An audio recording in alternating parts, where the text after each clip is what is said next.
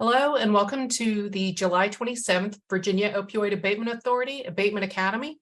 My name is Jennifer Nelson, Virginia Institute of Government Assistant Director for Membership and Engagement. The Virginia Institute of Government is the leadership development and community engagement arm of the Weldon Cooper Center for Public Service at the University of Virginia.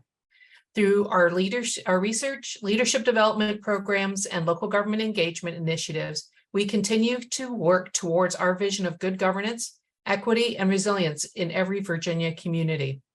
VIG offers leadership development through SEI and LEAD, local government equity clinics, certification for treasurers and commissioners of the revenue, and customized training programs.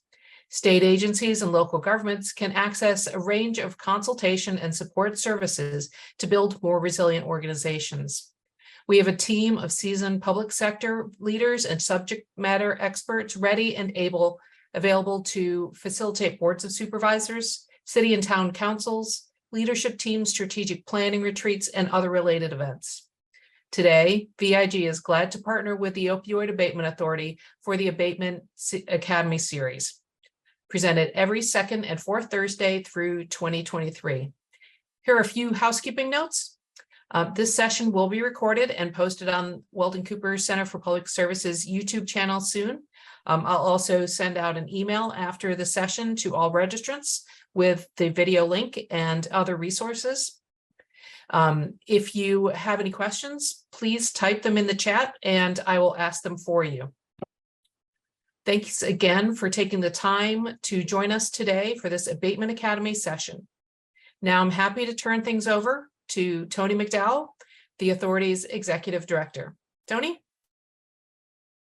Thank you, Jennifer, and good morning, everyone. Welcome to the Abatement Academy. I'm going to introduce our two speakers for this morning.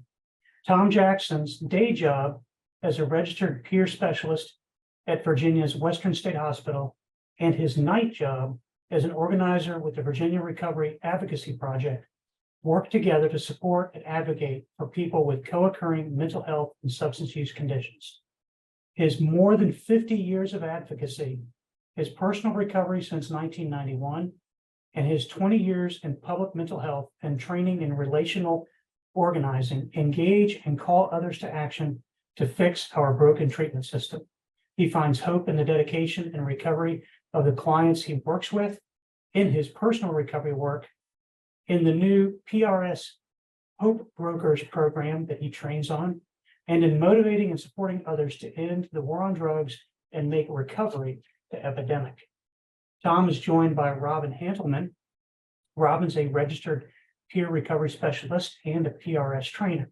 As a steadfast advocate for multiple pathways to recovery, harm reduction, whole family recovery, and resilience, bridging gaps between clinical and peer support, and removing barriers to medication-assisted recovery, Robyn spends her days as a recovery coordinator at the Goochland Powhatan Community Services, which includes rural opioid overdose response coordination with the Root Project. Her evenings, in addition to being a wife to Peter and a mom to Sawyer, consist of serving as the co-chair of the Virginia Year of the Peer 2023 initiative, organizing through the Virginia Recovery Advocacy Project, attending every Foo Fighters show possible, and wrapping up writing her first book, which was co-authored by her son Sawyer and showcases his perspective of having a mom in recovery. So Tom and Robyn, thank you guys so much for volunteering your time and going through the effort of putting together this presentation. I know we have a lot of people who are interested to hear what you have to say, and with that, I will turn it over for you to start your presentation. Thank you. Robyn, you first, I think, right? Sure. Tony did a great job of introducing our friend, my dear friend, Tom Jackson here. I first met Tom through, probably through the peer recovery specialist training curriculum and learning to be a 72-hour trainer. And Tom and I partnered together on organizing through Virginia Recovery Advocacy Project as well. The introductions were very thorough and wonderful, and that's there they are right there, exactly what Tony just said. Yeah, I think the only thing I add to that is that I describe myself as a person in sustained recovery from substance use disorder and co-occurring mental health challenges, which is a particular focus. My last unprescribed substance was on May 13th, 1991. And that's how I like to introduce myself. So let's see, I'm going to talk about the agenda. Robyn's going to talk a little bit about VRAP. So we're going to do some introductions. We've got some disclaimers, since in particular, we're both government employees during the day. Why we're here, story from Robyn, a quote from me. What is a peer anyway? Because some people just don't really know. Talk about understanding peer support.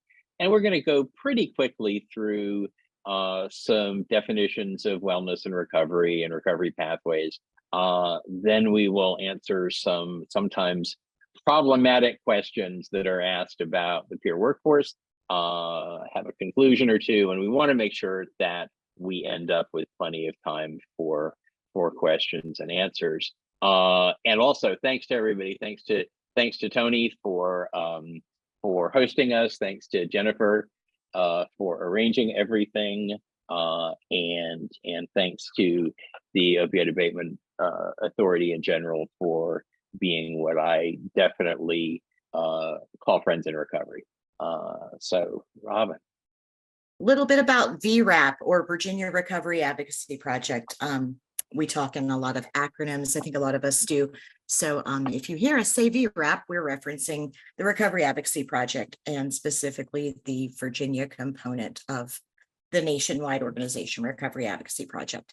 We are a group of passionate grassroots organizers who meet to support equitable access for recovery support services and equitable access for peer services to allow for safe, non-discriminatory housing for folks in recovery, to offer life-saving, harm reduction, recovery support, training, education, and resources, and also to further the peer movement. We believe in the value of peer recovery support services. We believe in community-based, non-governmental organizations being part of this large network of primary providers. All of us are working toward the same goal, and Virginia Recovery Advocacy Project is a way of coming together to promote recovery and remove barriers to accessing recovery, treatment, and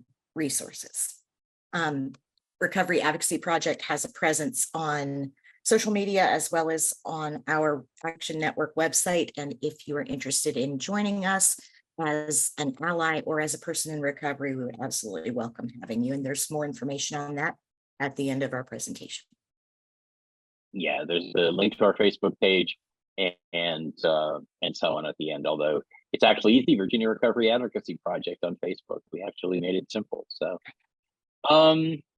disclaimers. So here's a few things, we kind of have to say, since again, we both work for several different government agencies. So everything we say is our own opinion, and we have lots of them. We don't represent our agencies. We don't speak for them. We really haven't used any agency resource for anything that relates to our opinions, although some of the fact-based stuff or things, for example, we do in groups that we teach. Robyn put this in, we assume no responsibility, yada, yada, for errors and so on. And we're certainly not benefiting financially from this. And then I put this at the end, please excuse my occasional language slips. I really try hard to keep it PG related, but sometimes I get really passionate about something and some of those words just kind of come slipping out. So I'm apologizing up front. Why we're here. You can take a moral judgment approach to addiction and people who still use drugs. PWUD is an acronym we use. Robyn said we use lots of acronyms, and we do. We'll try and translate as many of them as we can as we go along. But that's never solved the problem. In fact, these days, especially, it just leads to even faster and greater numbers of overdose and death. The running 12-month count of overdose deaths through a few months ago was about 111,000 across the country. And Virginia's are proportionately the same. So we're all here to save lives. So we do have to take a second and ask ourselves, do we want to solve the problem? And you all are here because you do. And that means using facts and people's life experience. And I call it this pesky thing called science. We've got a ton of evidence of the advantages of what peer support brings to building what we call recovery capital and saving lives. Recovery capital is a phrase you'll hear a lot. I see Allison Webb there, whose wonderful book, Recovery Allies, talks at length about that. But it just refers to the quantity and quality of resources available to individuals to initiate and sustain their recovery from problematic substance use. And for many of you as community leaders, you all have a great influence and impact on the quality and quantity of those resources. And Robyn's, one quick thing. We use the word stigma. We hear the word stigma a lot. I do a ton of recovery groups at Western State. And a few weeks ago, I asked 3 different groups, maybe 30 people total, can you define the word stigma? We hear it all the time.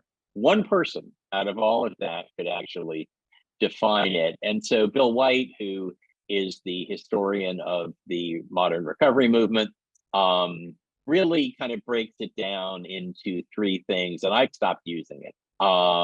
We talk about shame, both inwardly directed and outwardly directed, but stigma is really just prejudice and discrimination. So let's just call it what it is, okay? Let's make it simple. Let's use words that everybody understands. Robyn's going to do some stuff on language at the end. You'll probably get sick and tired of hearing us talk about recovery language and so on. We'll try and not make it too overbearing. And now Robyn has a story to tell. Thank you, Tom. When we first started thinking about coming here and discussing the evidence behind peer support, you know how Google kind of picks up on some of the things that we sometimes search online. It recommended that I purchase a t-shirt that had a slogan on it. I love my recovery shirts. And this t-shirt said, I am the evidence. So I wanted to tell you kind of a quick story about how I am the evidence behind peer support. When speaking on the value of peer recovery support in a variety of sectors across a continuum of care for opioid use, I can't help but reflect on my own story and the points where I might have wished that I had a peer, or I could have benefited from this thing called a peer specialist. Just to have someone to offer their lived experience that mirrors mine, to demonstrate and model resilience, and to offer me this little thing called hope that I could get better. Those things would have made all the difference in so many situations. Those situations include going all the way back to high school when I was first prescribed opioids for a sports injury. Some guidance from someone who understands how powerful these things are. That would have been really helpful.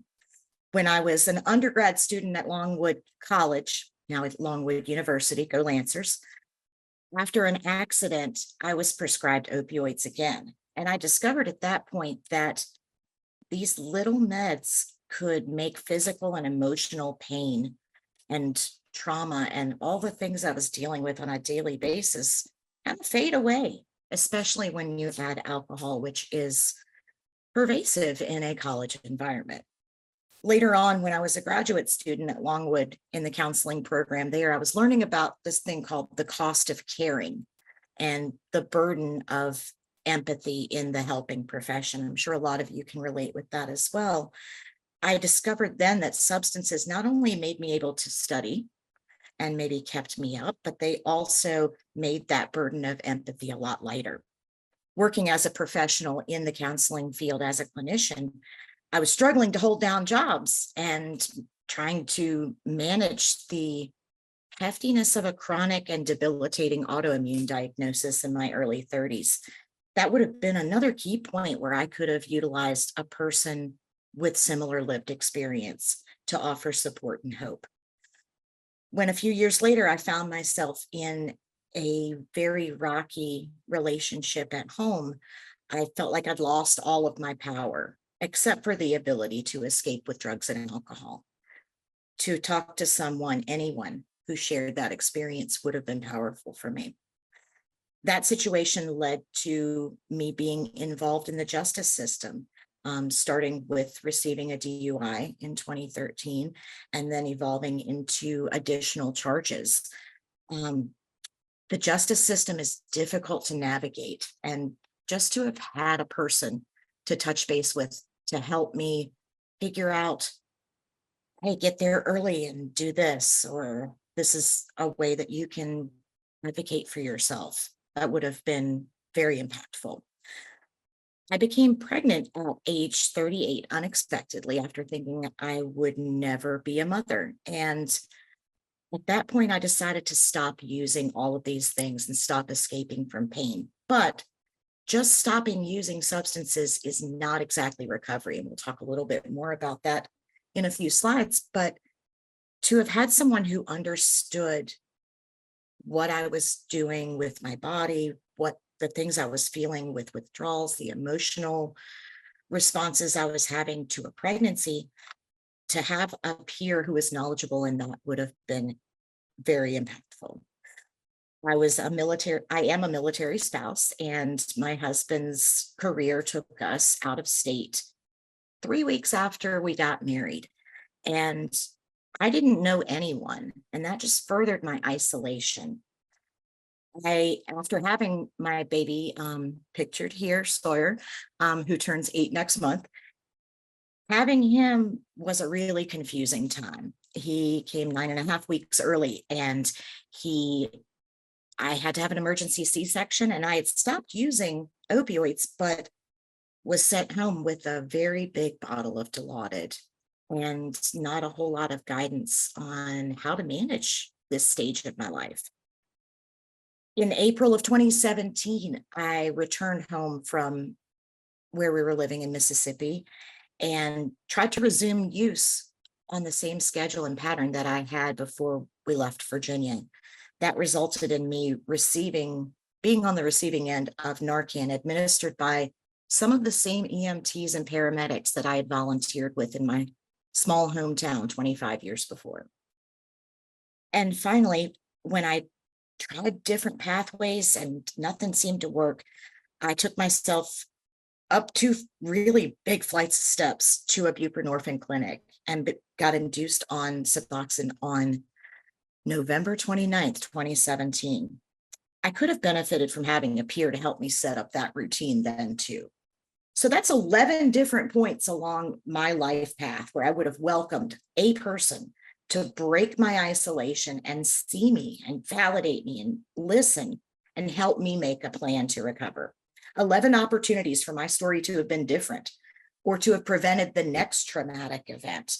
To know that I wasn't alone would have made all the difference. But this story isn't a sad one. It doesn't end with me looking in the rear view and wishing things had been different. At a few key points further down my map, I did discover the value of peer recovery specialists. And I saw how one small bridge of understanding could lead me to a better future. I found the evidence for peer support, and I found it within my faith community, people who were living their recovery out loud within my church and encouraging me to grow alongside of them. I found a PRS trainer, Marjorie Yates, who believes in me to this day, and sees my passion through a lens of potential and possibility, not just regret and mistakes. I found program managers and peers at the Sarah Center for Recovery and Alive RVA, which is where I obtained my 500 hours of peer supervision to become certified. Folks there showed me the value of community and advocacy, especially during a global pandemic, and offered me the connection that's vital to starting a career as peer specialist. I've found multiple treatment professionals, case managers, clinicians, folks who have become true allies, who have showed me that peers are indeed spokes in a wheel and that we work together toward that common goal. And it doesn't have to be an either or. I found allies at Goochland Powhatan Community Services who took a chance on me as their recovery coordinator almost 3 years ago. And they saw me as more than a criminal record or a risk. I have peers in a rich rural area where I'm able to serve, particularly within my first responder community, where we were able to build the rural overdose team. That is really just, it's a magical experience to be able to serve in that capacity alongside of our community's heroes. I found other peers through Recovery Leadership Academy, which is a project through VCU and DBHDS Office of Recovery Services, where I learned to hone my skills as a peer leader. Virginia Recovery Advocacy Project helped me find my voice as a peer. DBHDS, the Office of Recovery Services, trained me how to train others to be a peer recovery specialist. Last summer, I was facing a pretty scary diagnosis of possibly having a questionable lump related to breast cancer. And the peer community, my recovery support system, rallied around me, and I was able to get through a surgery and not miss a beat with my recovery. And finally, I'm able to celebrate Year of the Peer, which is 2023 all year long, and continue demonstrating how we build these bridges of understanding between community partners and people in long-term recovery. That list goes on, but hopefully you're seeing the point that the 11 instances where I could have used a peer are far outweighed by how peer recovery specialists have shown up in my life. If all these opportunities for recovery are present in just my story alone, just imagine the impact that could be made by the now over 1,000 certified peer staff in the Virginia recovery workforce. So we're beginning today the way that many tellings of stories end in recovery settings, with me saying, thank you for allowing me to share a little bit of my lived experience with you this morning. I do feel that peers are the evidence behind peer support. And thank you to the Abatement Authority for having us here and for believing in the value of peer specialists and allowing us to share more of that evidence basis as part of the Abatement Academy. Hoping this session will inspire you to seek out opportunities and ask questions about how certified peers can support that common goal of stopping the opioid crisis. Thank you all for letting me share. Tom? Thanks, Robyn. Thanks so much for sharing your story and so many points where peer services would have made a difference. I haven't sat down and counted, but I'm sure I'd probably hit at least 11, maybe more, but just because I just have a few more years on my odometer, as a friend says. So I want to talk about two things real briefly. My motivation for doing this. I saw this great quote. Tom Insel, who's the former director of the National Institute of Mental Health, in his book Healing that came out about, I think, 6 or 8 months ago, quoted a parent of a child, young adult with mental health challenges in particular, said, our house is on fire and you're talking about the chemistry of the paint, about the $10 billion that they have spent on brain research. And actually, we have some interesting indicators of stuff, but turning that into actual practice is actually something where peer support comes in, because there's more evidence in some cases for that than some of the brain research that's been done. But anyway, the parents said, what are you going to do to put out the fire? And this took place at a recovery community organization. We call them RCOs. There's another acronym. And the director of the center then told Tom about the 3 Ps, people, place, and purpose. And we'll see how that resonates in a couple of minutes when we talk about definition of recovery and wellness and so on. So I have a secret to tell. I'm a dealer. And these days I deal in hope. I deal in promise.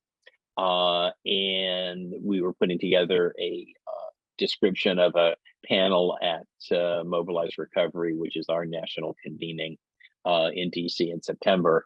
And I talked about all these great words about collaboration and so on. And then I ended it with saying, and then I throw the occasional stone when I need to. But what advocacy has done for me is given me a voice for myself and others. That picture was taken on the front plaza at the Department of Health and Human Services last September, when Mobilize was not in a fixed place, but was a 10,000-mile bus tour across the country.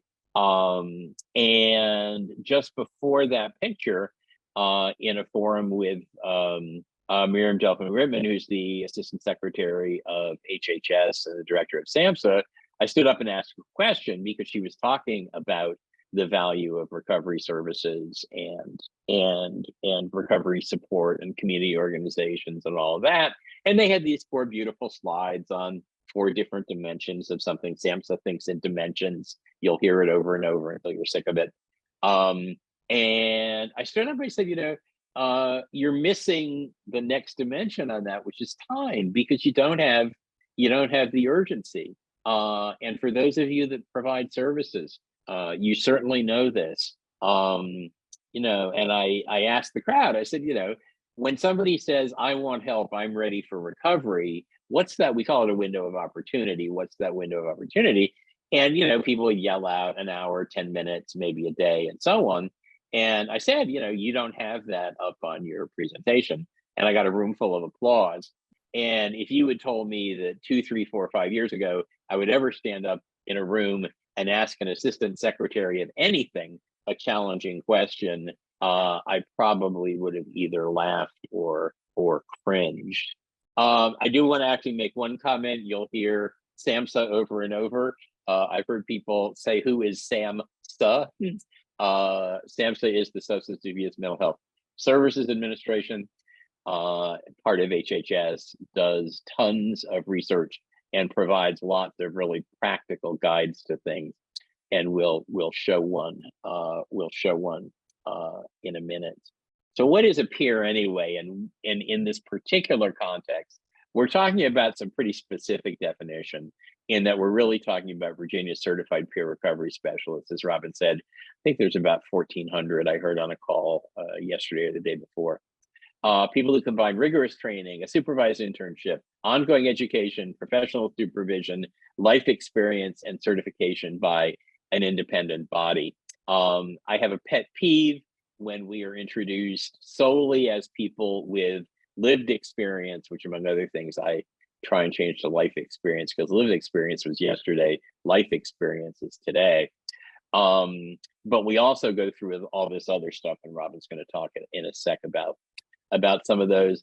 There are people in recovery spaces who use other life experience and titles, people, recovery allies, recovery coaches, and so on, who are trained and in some cases certified. But for this talk, we're just talking about Virginia certified peer specialists. So in the next slide, I'm going to actually throw out some statistics about what a great job Virginia is doing in terms of the rigorous training and certification that we go through. And Robyn's going to talk for just a sec about the Year of the Peer, which she mentioned earlier. Yes, Virginia Year of the Peer. Hopefully some of you have heard that this is Virginia Year of the Peer 2023. So what does that mean? There have been 2 conferences actually already where peer recovery specialists from around Virginia have come together to build those bridges of understanding. That's actually verbiage from the mission statement, which was written by a collective of peers who have given feedback about the entire initiative. Everything from the mission statement, vision statement, core values, that logo and the symbolism of the different parts of that logo, all of those things were crafted and curated by members of the peer recovery workforce in Virginia. So we're super proud of that initiative, and there are going to be more local and regional events. There is a website, there are videos about a little more about peer support and the unique role that we play in just building those bridges of understanding, and who we're seeking to build those bridges with, which is community partners, clinical partners, and each other as we support things like multiple pathways and peer inclusion. I think that about summed it up, Tom. Thanks, Robyn. And also, Year of the Peer gave out quite a number of micro grants, and VRAP was the recipient of $2,000 that we spent on providing a 4-hour training in what we call narrative disruption, which is a way of telling our stories in a very personal, motivational way, sort of the elevator pitch version of a recovery story, really trying to engage and hook people in as little as 60 to 90 seconds if we meet you somewhere. If you sign up for our mailing list, and again, the links are at the end, we are going to be doing a part 2 sometime later in the summer, and keep an eye out for that. Joseph Green, who's one of our folks, who is a spoken word artist, lives in Springfield, came down to the McShin Foundation to do that. We will be, of course, actually Jennifer will be, not we, Jennifer will be posting our slides and the video and everything, and Robyn did a beautiful job. All of these underlined things in these slides are links, and you can, and they go to the varying places where that information is available. So, okay, I already said who is SAMHSA anyway. Virginia was a little late to the game in terms of certifying peers. It was really 2015, 16, 17 that took place. Places like New York, Pennsylvania, Rhode Island, a number of other states had been certifying peers for at least 10 years before that. But when Virginia came and did it, we did a really great job. SAMHSA just released national model standards for peer support. They went out and they surveyed 49 states and got a staggeringly wide range of numbers for all of these things. And a bunch of people got together and came up with sort of recommended model standards. So just in terms of training, Virginia's training that Robyn and I are both trainers of is 72 hours compared to a recommended 40 to 60 hours. Supervised practice, where after we've done the training, we actually go out and do the work. Supervise an hour supervision for every 25 hours of practice compared to a recommended national standard of over 120 hours. A certification examination done by the Virginia Certification Board. The exam is hard, quite frankly, it's a pain in the ass. It is not a simple exam. Fortunately, the Office of Recovery subsidizes the fee for it, and also, if I remember right, that includes retakes, which some people need to do. Prerequisite education, high school diploma, GED in Virginia, nationally just literacy and fluency in the language that they're providing services. Background checks for certification, it's a self-report with some waivable crimes. Nationally, it's just part of employment. For employment and barrier crimes to employment in Virginia is a huge topic that we could spend at least an hour on, maybe 2. And all I'll say is that we have the highest list of barrier crimes in the country, 176, which is over 100 more than the next state that details them. And there is a big movement going on this year through the legislative session in January to seriously change that. We think we have real hope for the first time in 10 years of making some progress on that. So again, sign up for us and for our information, and we'll keep you posted.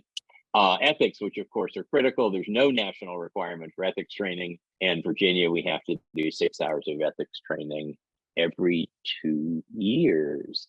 And this one's me too, right? Mm-hmm. And I'm going to skim through, right? Isn't it? My note says. That sounds right. Okay. And then I'm getting tired of talking. So if you want to do the next few after this, that'd be wonderful. I get really tired of hearing my own voice after a little while. We talk about recovery, resiliency, wellness support domains. So what do peers do? We develop relationships. We establish communities. We work, especially in vocational environment, whether it's a job, whether it's volunteer work, finding a vocation, finding an avocation, something that we love doing to enhance our lives, providing access to resources, and in some cases creating those resources, providing access to and providing education. Most people that I've known in 32 years of recovery, one of the first things they do is go back to school. Actually, one of the first things they do is go to the dentist. But yes. Usually the second thing after that is looking into schoolwork and housing. Of course, the OAA has done some wonderful grants so far in terms of supporting recovery housing, and we just need a staggering amount more.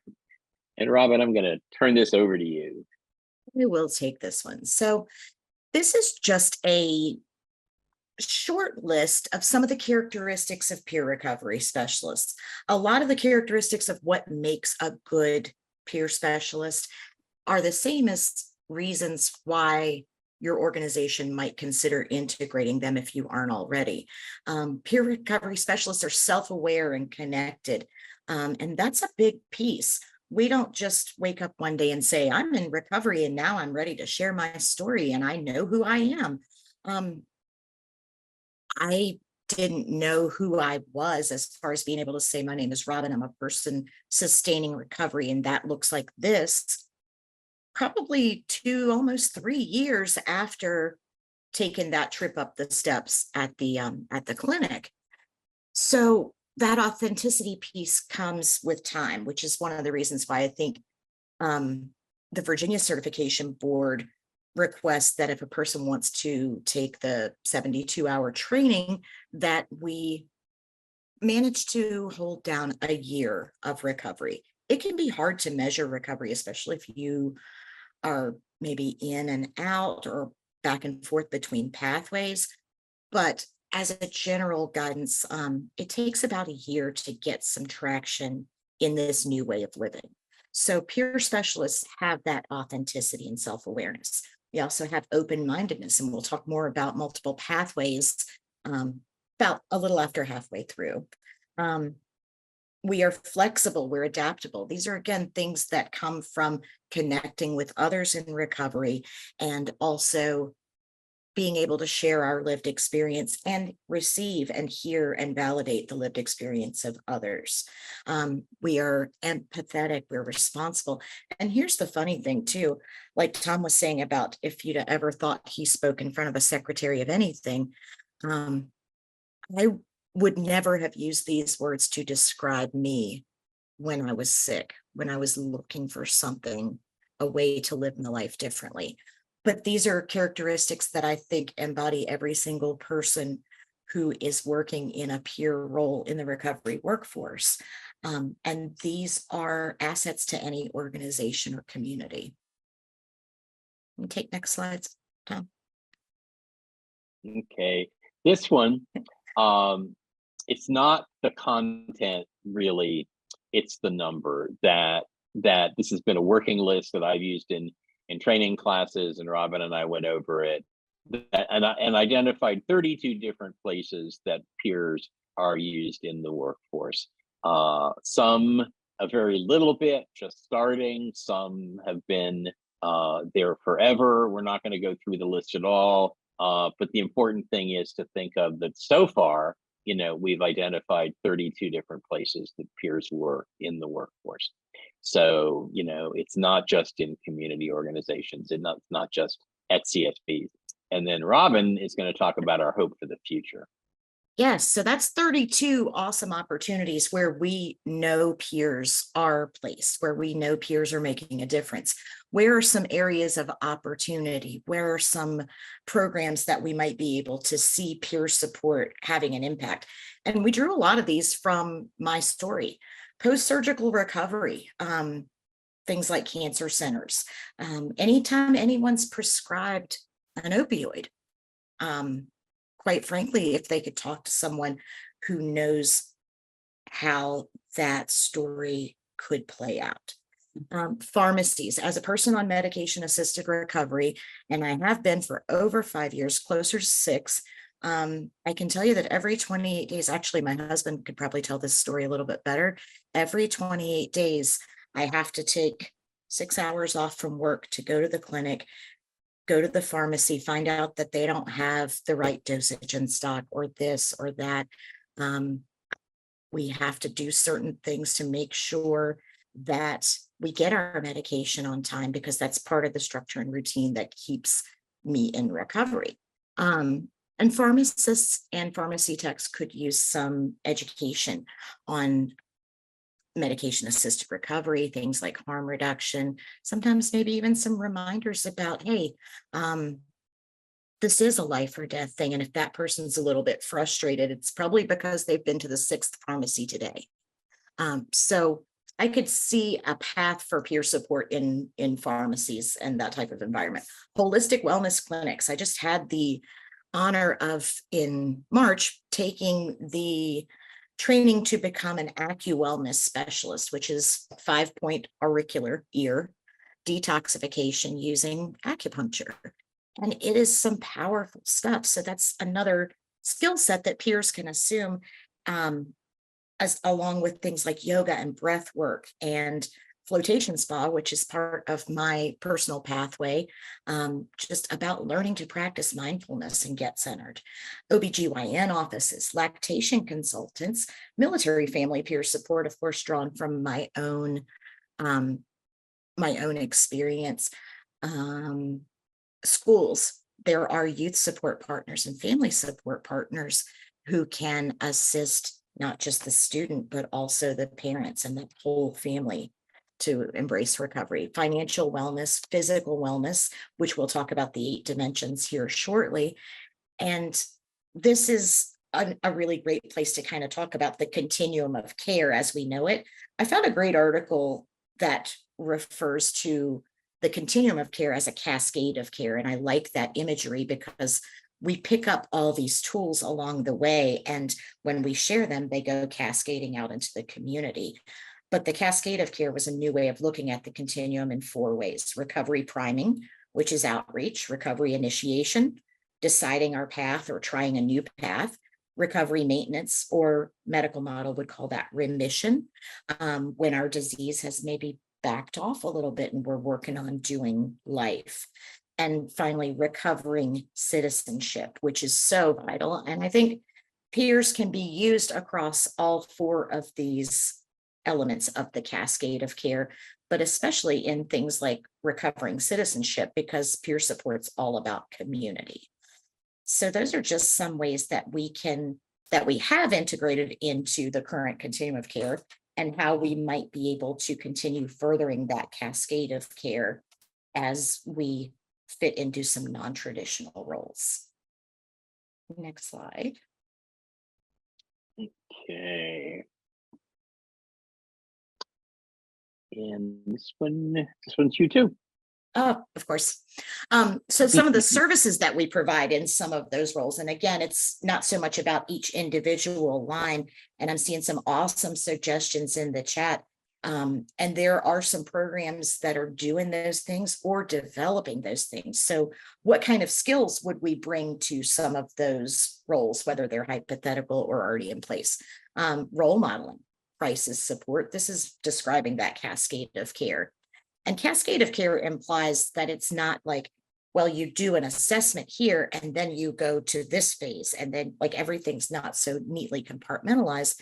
There's room for the overlap. And I think that's the most important part of the services we provide, is the overlap across the domains and those transitions between different levels of care. When someone completes IOP, it's not like you're at the finish line of recovery and you just resume doing whatever you were doing before. We support during transitions as well as during clearly defined levels of care. Next slide, please. Okay. I just want to make one comment on just a couple of things in the comments. A lot of the things that people are listing are in that long laundry list of slides. And anywhere, like Robyn said, between fully implemented to just taking baby steps, emergency departments are a big one. Department of Health Professions a year and a half ago put out a phenomenal document put together with BCU and Curlian and Roanoke on best practices for, in particular, overdose treatment in emergency departments. A couple of people proposed putting that into law a year and a half ago. And even though the Virginia Hospital Association and the emergency room docs were behind it, the General Assembly shot it down. So to make it mandatory in emergency departments. So we're going to be bringing that back. Let's see. This is the underlying title of what we're doing is about evidence. And totally coincidentally, it made our life a lot easier in terms of doing research. SAMHSA came out with what they call TIP, treatment improvement protocols, it's about this thick. It's 300 and some odd pages long with almost 800 footnotes. And I just cited 5 of them in this of the evidence base of peer support. And if you want details and footnotes and all those things, please download the document. You can just Google SAMHSA tip 64. But we know peer support reduces recurrence, increases motivation, increases engagement, increases retention, and improves relationships. Robyn's going to talk a little bit about concepts of wellness and recovery. We are running 14 minutes left, right? And we want to leave some time for Q&A. So I think we're going to go through this really quickly. We can go ahead to the next slide. This was a transition slide just to show us some of the concepts surrounding peer support and things that matter. And when we're defining wellness, I think it is yours, but I can ask you the question, what's the difference between wellness and recovery? They often do get tossed around interchangeably. Yeah, so the simplest way I learned to describe it is that wellness is the destination, recovery is the journey. Of course, it's a lifetime journey. My definition of wellness today will be different from it tomorrow. We'll talk about the dimensions of wellness in a minute. And then this is, I stole a quote from somebody yesterday or the day before, and I didn't jot their name down to give them credit, but somebody said, when does recovery start? At the intersection of readiness and opportunity.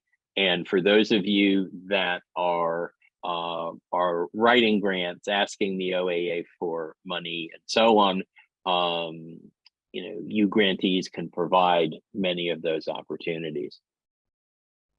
And this one, I think that's going to be me, because anytime I see multiple recovery pathways, my antenna go up and I get a little bit more pep in my step.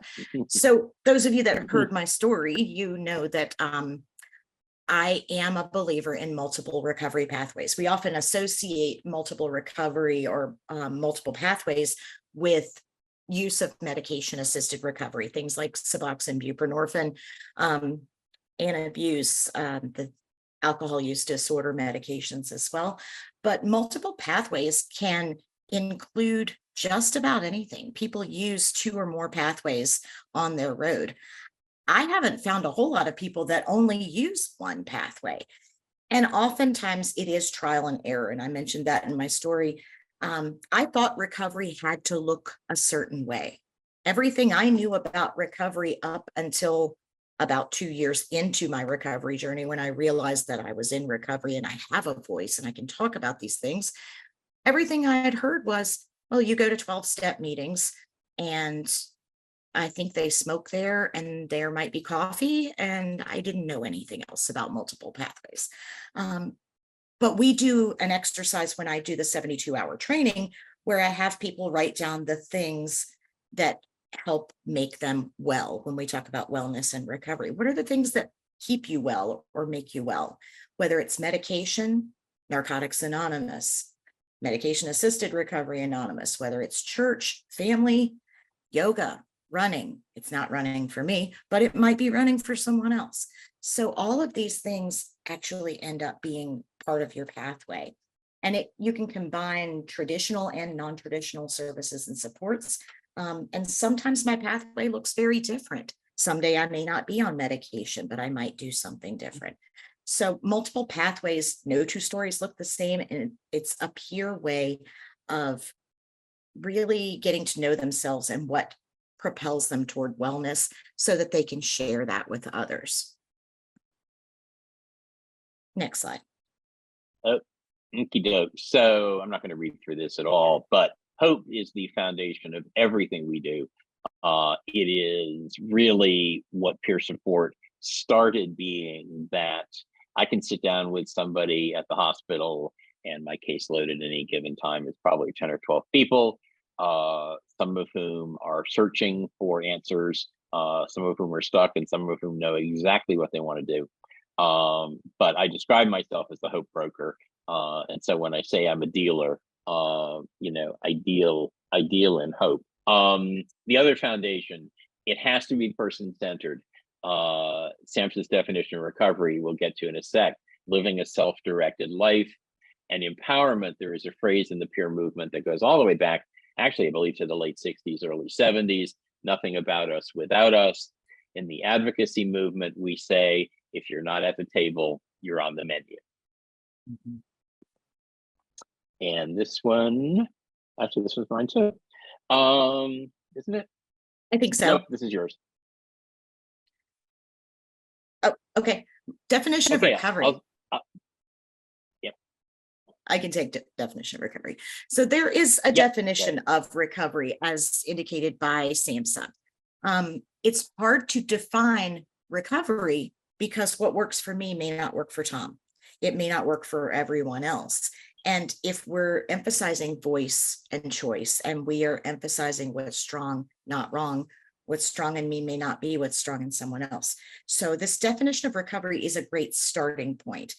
At Goochland Powhatan Community Services, actually it's this afternoon, we have a hybrid meeting because we have to be able to reach people and have things be accessible, called Recovery 101, where we talk about this definition of recovery every week as a starting point. And then we lay out a menu of recovery options, talking about multiple pathways. And those who attend this meeting get support in figuring out what their definition of recovery is and figuring out what their pathway is. But there's a few key phrases in here: process of change, individuals improve health and wellness, live a self-directed life, and strive to reach full potential. Doesn't say anything about specific drugs, alcohol, mental health. It's just a nice all-encompassing definition. And then there's 4 dimensions that Tom was touching on a little bit: health, home, purpose, and community.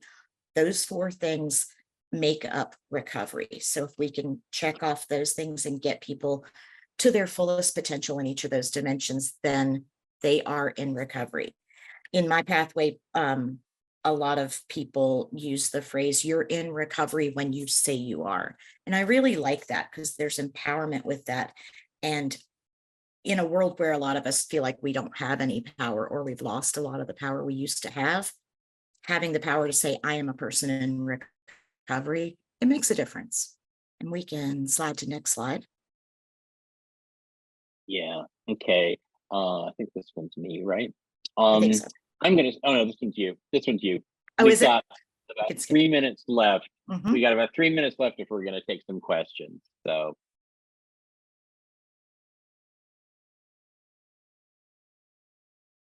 You want to do this one?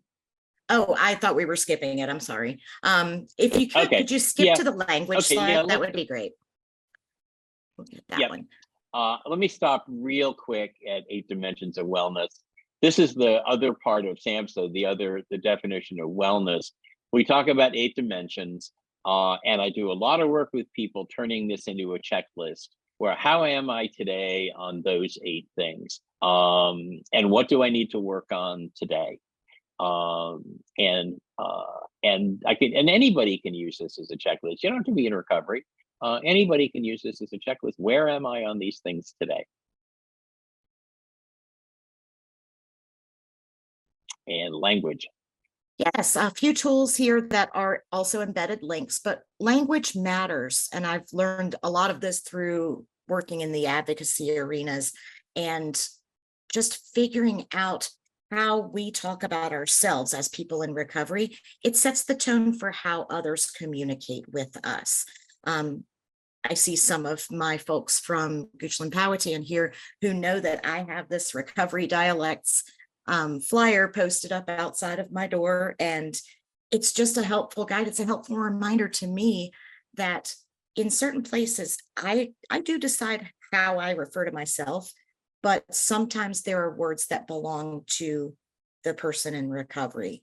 So these helpful tips include the Shatterproof Language Guide, which is a really awesome book put together by Shatterproof, which is a nonprofit advocacy organization in New York State. Recovery Research Institute's a dictionary, which is really, really helpful, especially in clinical settings, and a visual aid like Recovery Dialects. I've seen a couple variations of this one as well. One real quick comment. This originally came from work from Faces and Voices of Recovery that many years ago did a survey that said when people describe themselves as a recovering addict or a recovering alcoholic, something like 80% of the people surveyed thought that meant they were still using substances, which is why in public, and actually I don't even do it in recovery spaces anymore, I never refer to myself as even a recovering addict or alcoholic. I just refer to myself as a person in recovery because that's who I am today. I haven't been an addict or an alcoholic for 32 years. One quick thing we wanted to talk about, there is prejudice, discrimination, shame, stigma, and so on about peers in the workplace. And that, of course, is ultimately what the goal of peer certification is for peers to be employed. How do we tell if people are stable? What happens if there's a return to use? What's the training certification? What are promotion paths? That's a big thing the Office of Recovery is working on, is to actually come up with a higher level of certification for those of us that have been doing this for a long time. How do we integrate into a team of trained clinicians? I work on teams at the hospital with a psychiatrist, a psychologist, a social worker, a mental health worker, and rehabilitation folks. And how do we fit into that? Again, what is recovery? How much do I have to pay people? Well, a living wage is the start. Fortunately, last year we got Medicaid rates raised to the point where you can now pay a peer specialist a living wage and not lose money on doing it. 2 minutes for questions. And thank you, by the way. Thank you. Thank you, Robyn and Tom, for sharing your stories and of your continued recovery and the important role that certified peer recovery specialists can play. I'm glad Tony and the Opioid Abatement Authority brought you into this Abatement Academy. And if there are any questions, please put them in the chat.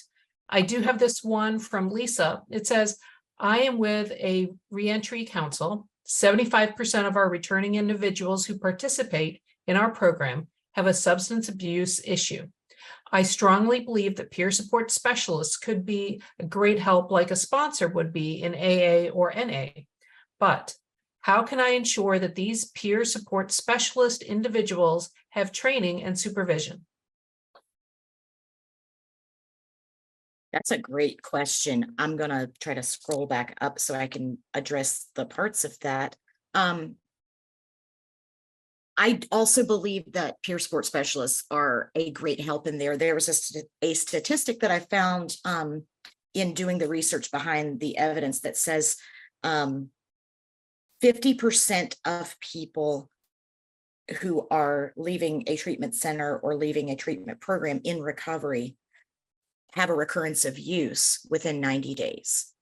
That alone is the evidence, I think, for using peers as the mortar when you have these bricks of treatment, these awesome, solid, wonderful treatment programs.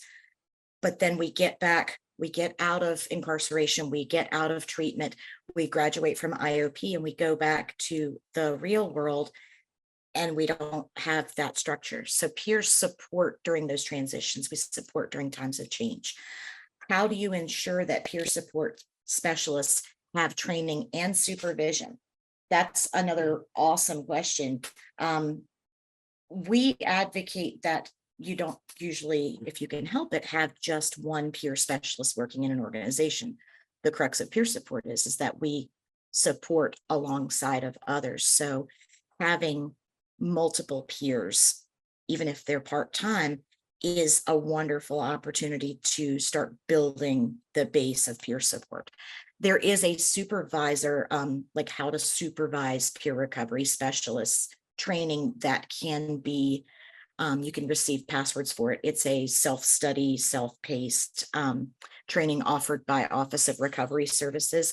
And we highly encourage supervisors, whether they're clinical or peer supervisors, to take that, just because supervising and onboarding a peer can be a little bit different, and you want to be aware of how their recovery plays into their role.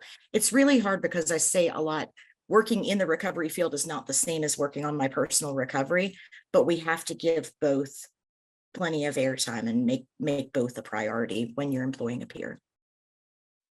Very good. And just one very quick thing, if that's okay, on transitions from jails and prisons. There's a law that takes effect next July. It got kicked down the road a year, unfortunately, on beginning drafting policies and procedures and best practices for people coming out of jails and prisons to the community. People who are coming out of jails and prisons have a 471 time greater risk of overdose in the first 3 days than people on the street. Not 471%, 471 times. So that's how critical that transition is. Well, Okay. well, those are the only question. That's the only question that we had. I want to thank Tony McDowell, Executive Director of the Opioid Abatement Authority, for putting the Abatement Academy together and bringing in Tom and Robyn to share these programs. Look for an email from me soon that will send out resources and a link to this video so you can watch it again and pause and look at the slides real close up. And remember that the Abatement Academy series continues every second and fourth Thursday through 2023. Tony, do you have anything else you want to add? Thank you, Jennifer. Just a real quick thank you to our presenters today. A very informative presentation, and for all of those in attendance, just want to direct your attention that the next 3 sessions that we do, the next 3 webinars, are going to focus on investing in youth prevention. So on August 10th, we'll be hearing from Horizon Behavioral Health about a variety of evidence-based approaches that they've been using successfully. August 24th, we'll hear from Fairfax County Community Services Board regarding youth and adolescents substance use prevention strategies across Northern Virginia. And then a very exciting presentation, September 14th, about the Recovery Academy in the Chesterfield County area, the high school experience that's changing lives. So please look for those opportunities on our website, and we hope to see you on those webinars as well. Thanks again.